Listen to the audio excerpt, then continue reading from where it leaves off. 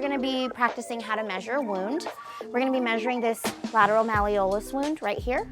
So when you're measuring an ankle, you wanna make sure that this is 12 and this is 6. So we're gonna be measuring length this way, which is 2 centimeters. Then we're gonna measure width, which is also 2 centimeters. Then you wanna measure depth, which is about 0.5 centimeters. You also wanna note the color of the wound bed, and you also wanna note that there is bone exposed.